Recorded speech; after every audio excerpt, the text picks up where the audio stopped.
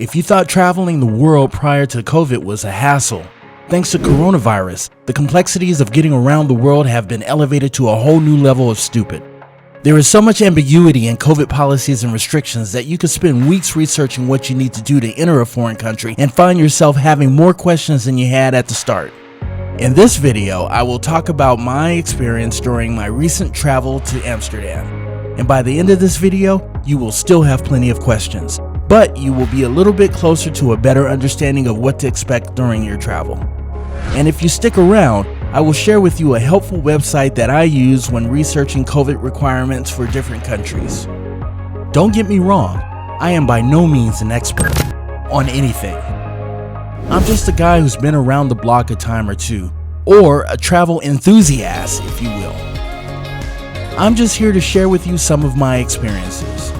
Remember, feedback is a gift. You can take it, leave it, or re-gift it.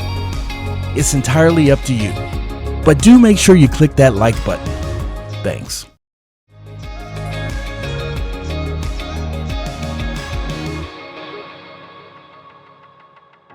Prior to traveling to Amsterdam, I researched the necessary requirements for entry into the Netherlands. I started with a basic search and eventually ended up on the Netherlands state website. I recommend you read all the information provided on this website carefully. All the pertinent information that you need is provided there. However, you will certainly be left with more questions, and that's okay. This basic info is enough to get you through the process. The rest you will figure out as you go. The EU has created a system that sorts the countries of the world into some sort of zonal system. The category that your country falls into depends on the rate of infection of your country. Depending on your country's risk category determines the requirements for entry into Amsterdam. At the making of this video, the United States was categorized as high risk. The requirements for entry are as follows: proof of vaccination, a negative COVID test, a signed declaration stating that you don't have the virus. There may be more that is required, so be sure you refer to the Netherlands national website. But these are the most important requirements for entering Amsterdam.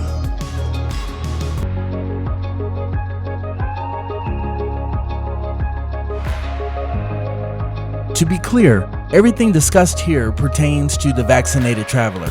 So if you're looking to this video to answer the question whether or not an unvaccinated person can travel to Amsterdam, you've come to the wrong place.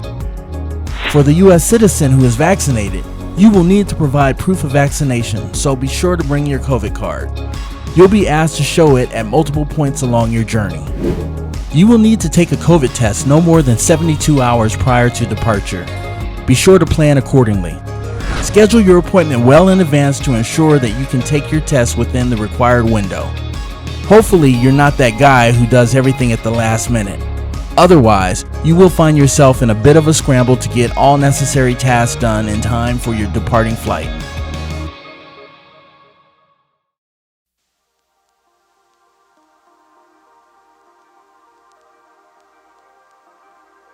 There is currently no quarantine period for vaccinated persons going to Amsterdam, so you will be able to hit the streets immediately after you have cleared immigrations and customs. In order to enter Amsterdam, you must have a signed health declaration.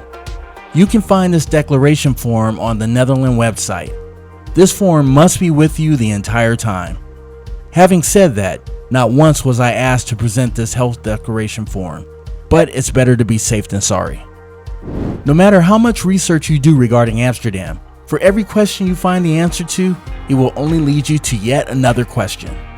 Do not stress over this. Just make sure you have the most important questions covered, and the rest will follow. Prior to departure, make sure all necessary documents are printed. These documents should be readily available because you will need to present them throughout your travel. These documents will get you into the country, yet there is still more you need to do. For one thing, you need to click that like button and subscribe to the channel. A channel subscription will assure you that you don't miss out on more awesome videos. Let's move on to day of departure.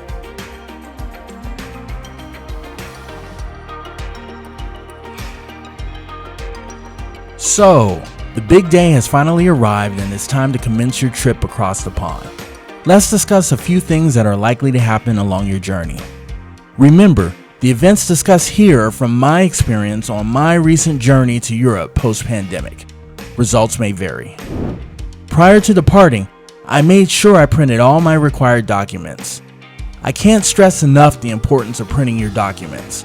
I watched a lady in JFK scramble about the airport looking for a place to print her COVID test results right before her flight was about to leave. Upon check-in, I was asked if I was vaccinated. Shortly thereafter, I was requested to show proof of vaccination.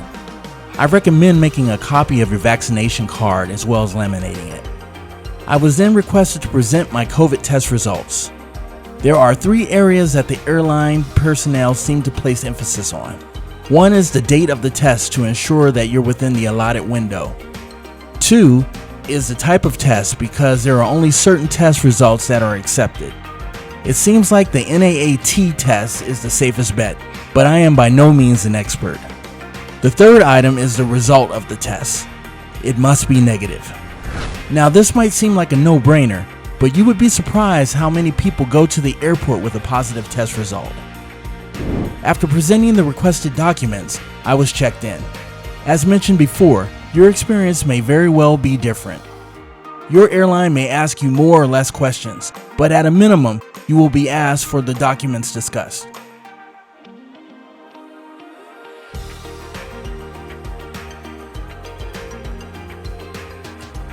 For the most part, my flight to Amsterdam was uneventful.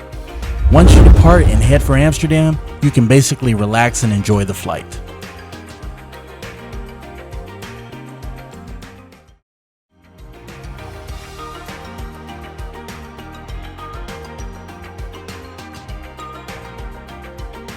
The arrival process was pretty standard with a few exceptions.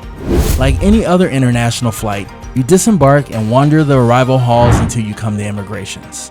Now, if you are transiting through Amsterdam, the procedures for transiting are significantly different from those who will be staying.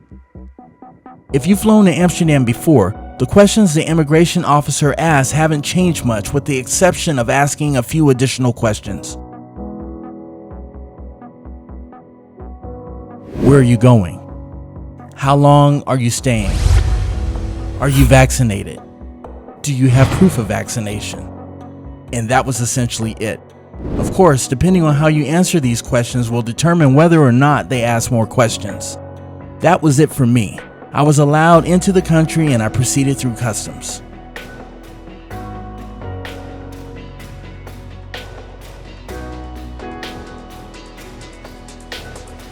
While in the city of Amsterdam, absolutely no one was wearing a mask while outside, and hardly anyone was wearing one inside.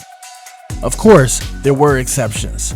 For example, a mask was required for riding the trams and the employees will let you know. It wasn't all rainbows and butterflies, however. There were a few things that were just plain annoying. Here's an example. To eat inside a building, you were required to show proof of vaccination. Now this wouldn't normally be a problem, but the Dutch government does not recognize the US vaccination card as acceptable proof of vaccination. Instead, they use an application called Corona Check. Now, if you are not a Dutch citizen, it's kind of a hassle to use this app. A foreigner must be tested every day in order to use this Corona Check app. The good news is, if you do decide to use Corona Check, the COVID tests are free. The bad news is, it sucks because depending on how long you stay in Amsterdam, you could be sticking a lot of cotton swabs up your nose. However, if constantly swabbing your nose does not sound like a good option, the Dutch government does allow for you to eat on the terrace without showing proof of vaccination. This works as long as it isn't raining or snowing.